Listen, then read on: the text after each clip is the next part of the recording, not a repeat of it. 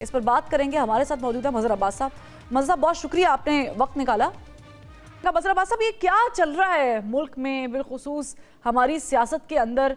एक मखसूस जमात के लिए जो सदर मुमलिकत हैं वो समरी पर साइन नहीं करते क्योंकि उनको जो ख़वातीन की मखसूस सीट्स हैं वो मिलती नहीं है, और फिर जब वो कर देते हैं ऐलान तो उसके बावजूद भी वो रोला डालते रहते हैं कि हमें सीट्स नहीं मिली। और वही जमात जो मुख्तलिफ निशानात पर इलेक्शन लड़के सामने आई है वो दावा कर रही है कि उनकी सीट्स बहुत ज़्यादा थी, 80 सीट्स उनको कम दी गई हैं। उधर से आप अगर पीटीआई से पूछेंगे तो वो कहेंगे, मुस्लिम लीग नून से पूछेंगे तो वो कहेंगे हमारी सीट्स कम है, पीपल्स पार्टी से पूछेंगे वो कहेंगे हमें कोई खातिर ख्वाह सीट्स नहीं मिली हैं, एमक्यूएम के तो खैर वो ऑडियो ही सामने आ गई है। ये चल क्या रहा है मुल्क में? पहले तो ये बताएं कि आपको क्या लगता है? सर, मैं जबान खोलूंगी तो परेशानी हो जाएगी। मैं चाहती हूँ कि ये काम आप कर लें। फिर जब कोई भी पूरे एतमाद से ये बात नहीं कर रहा कि ये इलेक्शन मुनसिफाना हुए हैं, तो इसका मतलब ये है कि कहीं ना कहीं तो गड़बड़ है।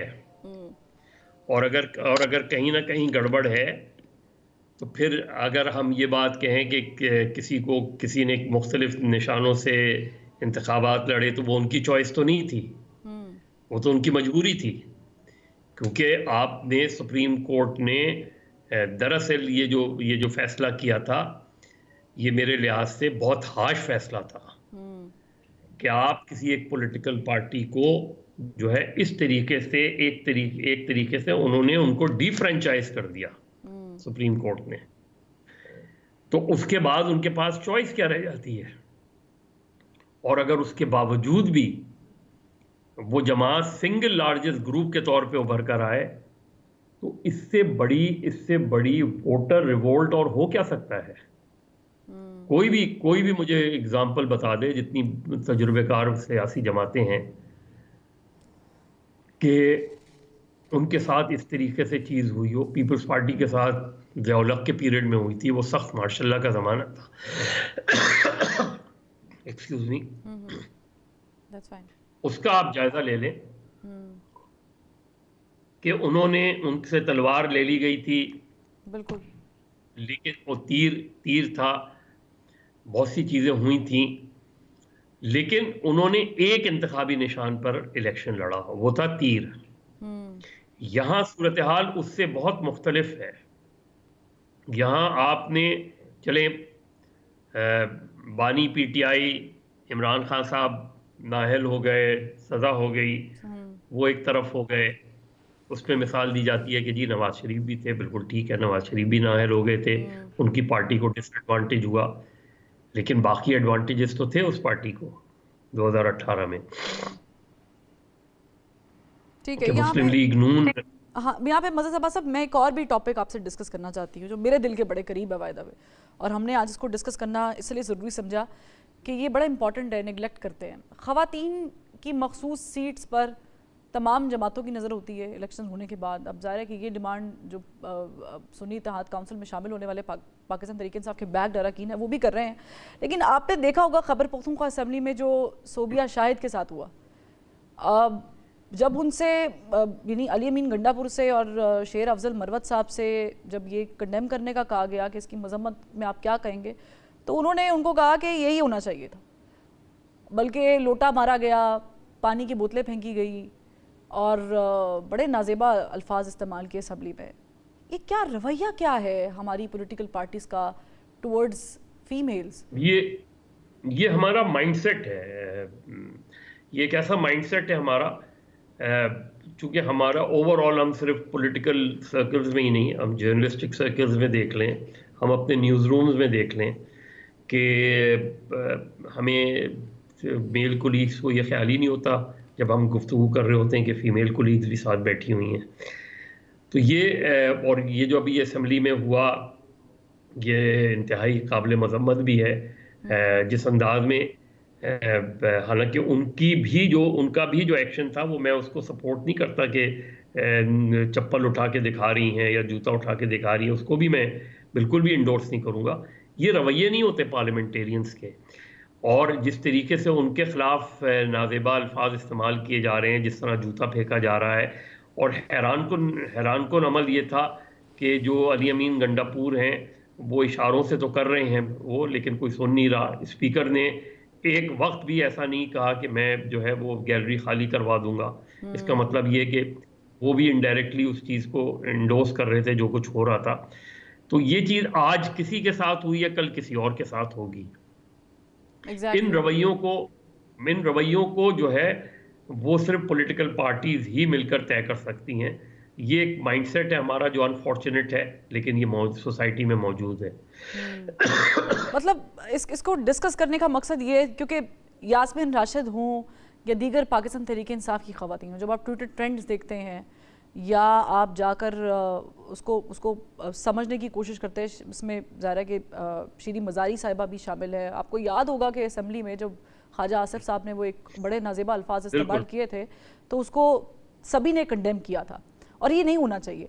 लेकिन जब ये किसी और पार्टी की खातून की बात आती है या इवन किसी जर्नलिस्ट की बात, मैं स्पेसिफिकली मतलब सब पॉइंट आउट नहीं करना चाह रही, लेकिन इवन कोई खातून जर्नलिस्ट भी होती है तो उसको भी जो दिल में आता है, जो मुंह में आता है वो बोल दिया जाता है। और ये मैं आई एम सॉरी लेकिन ये एक स्पेसिफिक पार्टी का बड़ा ज़्यादा वतीरा है पाकिस्तान तहरीक इंसाफ का। आपको याद होगा मज़ा साहब, जो इमरान खान साहब हैं वो जलसे में खड़े हो गए मरीम नवाज साहिबा के बारे में क्या कुछ नहीं कह चुके।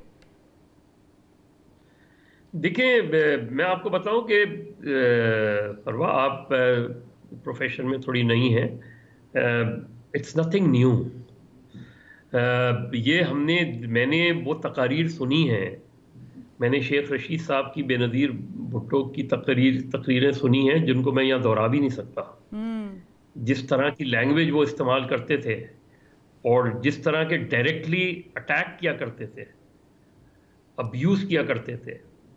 खुद नवाज शरीफ साहब की जो 88 में आखिरी तकरीर थी, जिस दौरान लाहौर में हेलीकॉप्टर से प्रेसिडेंट फोर्ड और बेगम भुट्टो की डांस की तस्वीर गिरवाई गई थी।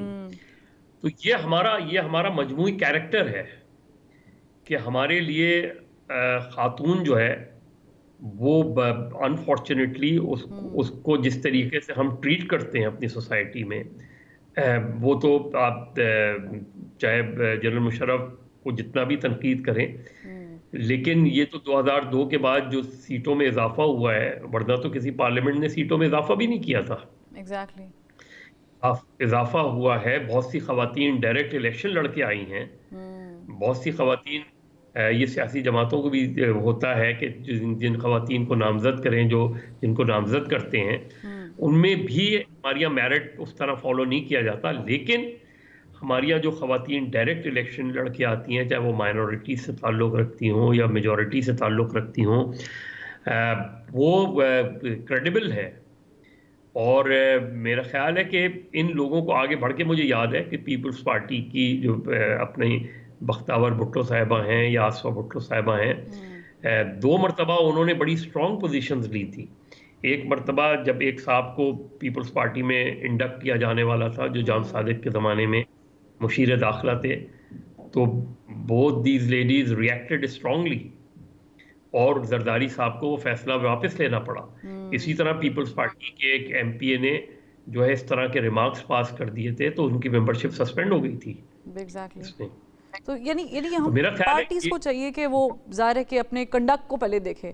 मजहर साहब, मैं आपसे अगर कंक्लूड करने का कहूँ इस इशू को भी, ज़ाहिर है कि कैसे इस पे बेहतरी लाई जा सकती है, और ये भी जो अभी पॉलिटिकल सिनेरियो चल रहा है कि इसमें एक बन गई है, अब तो गवर्नमेंट ऑलमोस्ट देयर, कल इंतखाब हो जाएगा, वज़ीर आज़म कौन होगा, और ज़ाहिर है कि हमें पता है, वी ऑल नो दैट कि कौन होगा। कैसे चलेगी ये कंपनी? देखिए, तो गवर्नमेंट पर है। देखिए, PTI has nothing to lose but everything to gain, और गवर्नमेंट हैज़ अ चैलेंज। उनके सामने एक बहुत बड़ा चैलेंज है गवर्नमेंट के सामने। वो किस तरह विन ओवर कर सकते हैं लोगों को, वो अगले जो 6 महीने हैं वो उनके लिए बड़े टेस्ट होंगे। देखिए, इन 6 महीनों के दौरान रमज़ान आ रहा है। रमज़ान में आप कुछ कर लें, आप महंगाई को कंट्रोल नहीं कर पाएंगे। ये बैड गवर्नेंस की हमारी मिसालें मौजूद हैं। ये सिर्फ इस गवर्नमेंट का नहीं, जो भी गवर्नमेंट भी नहीं कर पाया रमज़ान में कंट्रोल, क्योंकि एडमिनिस्ट्रेटिव इश्यूज है ना। हम इस तरह से एडमिनिस्ट्रेटिवली डील नहीं करते। फिर आएगा बजट। एग्जैक्टली। उससे पहले होंगे आईएमएफ से आईएमएफ। मुज़ाकरा। अब ये सारी चीजें बैक टू बैक जो चीजें हैं, ये ऐसा तो नहीं होगा कि कोई आप जो है आपको बाद अनपॉपुलर डिसीजंस करने पड़ेंगे जिसका मशवरा दिया जा रहा है। एक एक गवर्नमेंट जिस पे ऑलरेडी क्वेश्चन मार्क है, जब वो और मजीद अनपॉपुलर डिसीजंस करेगी तो उसके सामने एक चैलेंज होगा कि देखिए, पॉपुलर जो गवर्नमेंट्स होती है ना, पॉपुलर गवर्नमेंट्स के पास वो कैपेसिटी होती है जो अनपॉपुलर डिसीजंस कर सकती है। एग्जैक्टली। जो गवर्नमेंट उतनी पॉपुलर ना हो, उसके लिए बहुत बड़ा चैलेंज होता है कि एक तो वो पॉपुलर नहीं है, ठीक। दूसरे अगर वो अनपॉपुलर डिसीजंस करेंगे तो उनकी पॉपुलैरिटी मजीद मुतासिर होगी। ठीक है मजहर अब्बास साहब, मुझे और वन इसका लाइनर फाइट- जवाब चाहिए। मौलाना फजल रहमान साहब को कहीं आप फिट होते देख रहे हैं कि वो ऑपोजिशन में ही रहेंगे? One liner sir. मौलाना फजलुर रहमान जो है कहीं ना कहीं फिट हो जाएंगे, लेकिन फौरी तौर पे नहीं।